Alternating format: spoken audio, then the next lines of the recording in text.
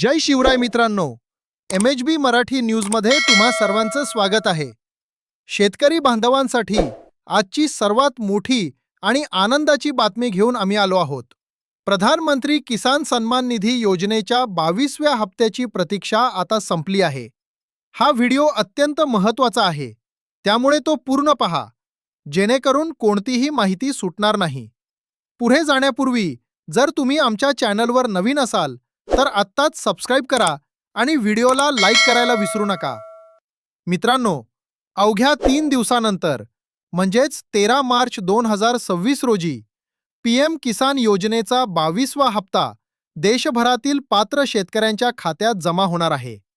पण खरी खुशखबर ही आहे की यावेळेस तब्बल 32 लाख नवीन लाभार्थी या हप्त्यासाठी पात्र ठरले आहेत. हे 32 लाख लाभार्थी कोण आहेत?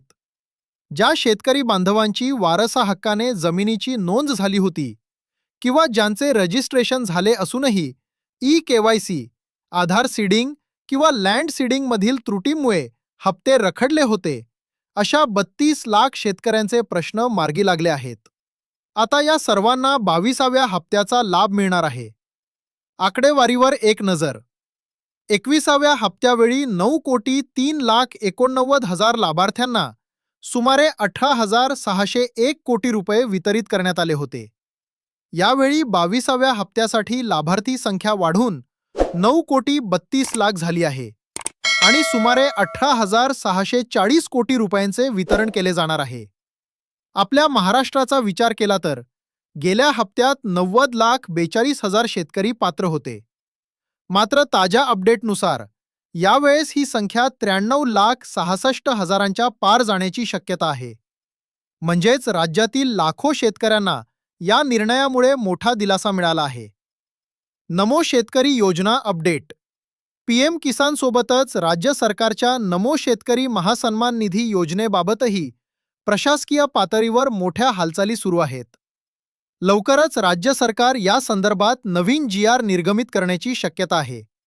त्याचा लाभ कधी मिळणार याची माहिती सुद्धा आम्ही तुमच्यापर्यंत सर्वात आधी पोहोचवू. तर शेतकरी मित्रांनो, ही होती PM किसान योजनेची आतापर्यंतची सर्वात मोठी अपडेट. ही माहिती तुमच्या इतर शेतकरी मित्रांपर्यंत पोहोचवण्यासाठी व्हिडिओ शेअर नक्की करा. सरकारी योजनांच्या अशाच खात्रीशीर माहितीसाठी पाहत रहा MHB मराठी न्यूज. व्हिडिओ पूर्ण पाहिल्याबद्दल मनापासून धन्यवाद. भेटूया पुढच्या व्हिडिओत. जय हिंद, जय महाराष्ट्र.